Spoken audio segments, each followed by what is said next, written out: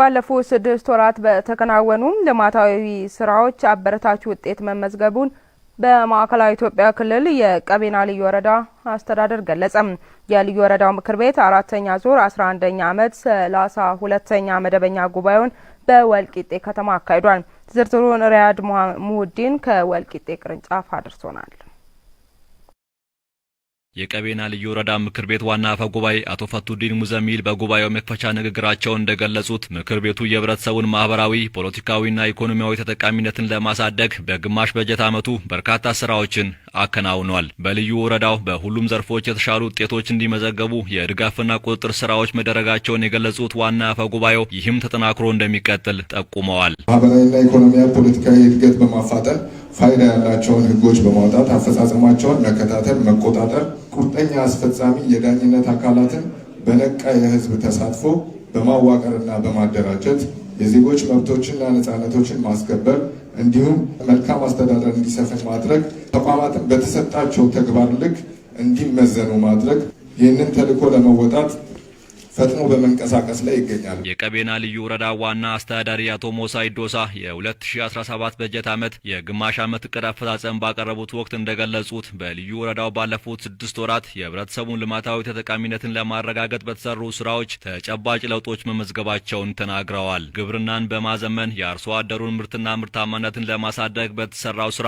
በተለይም በዘንድሮ ዓመት ከዚህ በፊት ባልተለመደ መልኩ በጸደይ ወራት አርሶ አደሩ ማሳውን በሽምብራ ምርት እንዲሸፍን በማድረግ ከፍተኛ ውጤት መምጣቱን ገልጸዋል። በተለይ ከግብርና ጋር ግብርና ስራችንን ማዘመን አለብን።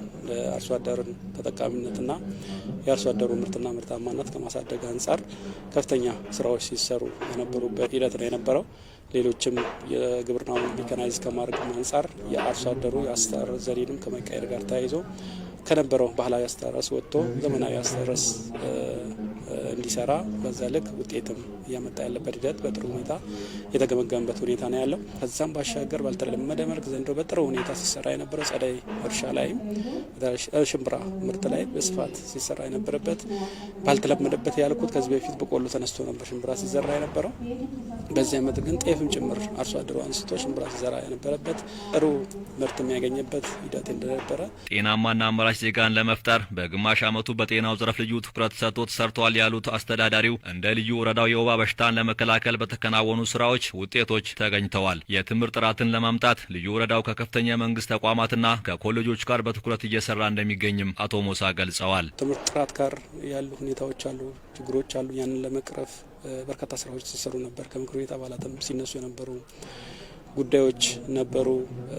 ስለዚህ ያንን ለማካከስ በተለይ ትምህርት ጥራቱ የትምህርት በተለይ 12ኛ ክፍል 8ኛ ክፍል የሚታዩ ውጤት እየወረደ ያለበት ሂደት አለ። ያንን ለማስተካከል እንደኛ አሁን በዚህ ዓመት በዚህ 6 ወር ውስጥ በልዩ ሁኔታ ከያቸሞ ዩኒቨርሲቲ ከወልቂጤ ዩኒቨርሲቲ ከኮሌጆች ጋርም በጋራ በቅንጅት ሆነን ያንን ዳግም እንደዚህ አይነት ውጤቶች እንዳይመጡ በልዩ ትኩረት እየተሰራ ያለበት ሂደት አለ። በልዩ ወረዳ ወጣቶች ኢኮኖሚያቸውን እንዲያሳድጉ ባለፉት 6 ወራት ለበርካታ ወጣቶች የስራ ዕድል መፍጠር ተችሏል ያሉት ዋና አስተዳዳሪው ዘርፉን ለማጠናከር ቅንጅታዊ ስራዎች እንደሚሰሩም ተናግረዋል። የህብረተሰቡ የመልማት ጥያቄ ምላሽ እንዲያገኝ ገቢን በአግባቡ መሰብሰብ እንዳለበት ዋና አስተዳዳሪው ገልጸው በግማሽ ዓመቱ የተሻለ ገቢ መሰብሰብ መቻሉንም አመላክተዋል። ሰላምን ለማስፈን በየደረጃው ከሚገኙ መዋቅሮች ቅንጅታዊ ስራዎች መሰራታቸውንና ይህም ተጠናክሮ እንደሚቀጥል አስረድተዋል። በልዩ ወረዳው በግማሽ ዓመቱ በሁሉም ልማታዊ ስራዎች የተገኙ ውጤቶችን ለማስቀጠልና ውስንነቶችን ለመቅረፍ በአጽንኦት እንደሚሰራ አቶ ሞሳ ገልጸዋል። የምክር ቤቱ አባላት በሰጡት አስተያየት በልዩ ወረዳው ባለፉት 6 ወራት በተከናወኑ ስራዎች በርካታ ለውጦች እንደመጡ በመጥቀስ ባልተሟሉ የንጹህ መጠጥ ውሃ፣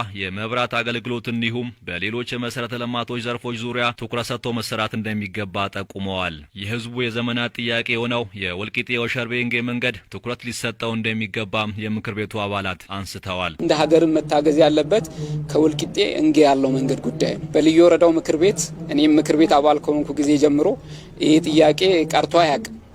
ስለዚህ ይሄ ጥያቄ በየጊዜው የምክር ቤት አባል ሆኖ የቀጠለበት ሁኔታ አለ። ሁሉ ነገር ጥሩ ነው። የሚጎለን ነገር ግን ማብራት የለንም፣ ውሃ የለንም። በጉባኤው የምክር ቤቱ ያስፈጻሚውና የልዩ ወረዳው ፍርድ ቤት የግማሽ ዓመት እቅድ አፈጻጸም ሪፖርት ቀርቦ ውይይት ተደርጎበታል።